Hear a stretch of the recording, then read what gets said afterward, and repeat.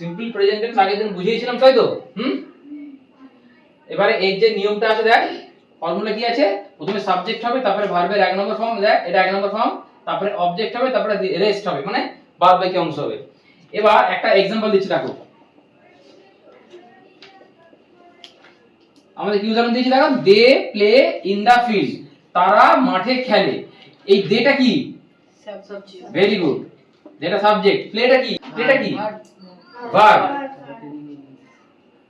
আর দা ফিল্ডটা অবজেক্ট। বুঝা গেছে?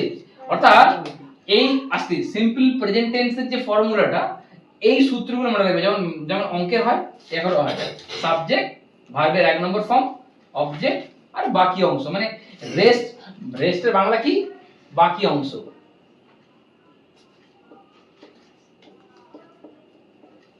বুঝা গেছে?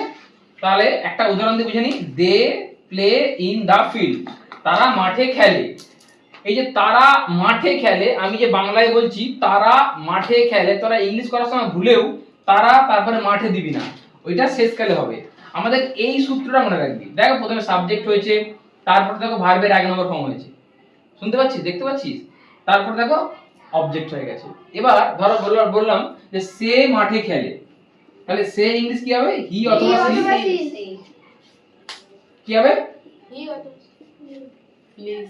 প্লেস হবে। কোথায় খেলে,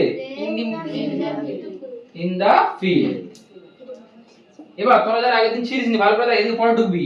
এই যে ভার্বের সঙ্গে এস বা ইএস কেন যোগ হলো জানিস, থার্ড পারসন সিঙ্গুলার, এই যে হি অর সি, এই দুটো এরা কি, এরা হচ্ছে থার্ড পারসন সিঙ্গুলার, হ্যাঁ এরা হচ্ছে থার্ড পারসন সিঙ্গুলার।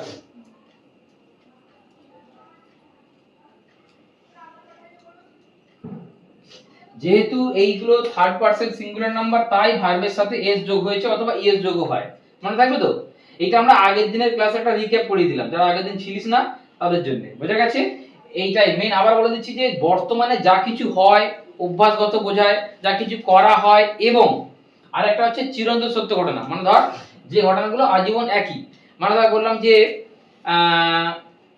তেল জলে ভাসে, আগেও ভাসতো, এখনো ভাসে, পরেও ভাসবে, ঠিক কি না?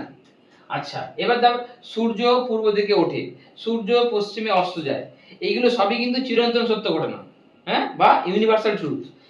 এইগুলোর ক্ষেত্রে কিন্তু সবসময় হবে সিম্পল প্রেজেন্ট টেন্স। বুঝা গেছে? ওই জন্য দেখ এখানে আমরা দুটো উদাহরণ দিয়েছি, একটাও দিয়েছি যে they play in the field, আর একটা he or she plays in the field. যখনই থার্ড পারসন সিঙ্গুলার নাম্বার আসবে, তখনই একমাত্র ভার্বের সাথে এস বা এস যোগ হবে, না হলে কিন্তু হবে না, না হলে শুধুমাত্র এই ফর্মুলাটাই বসাতে হবে। বুঝে গেছে? বুঝে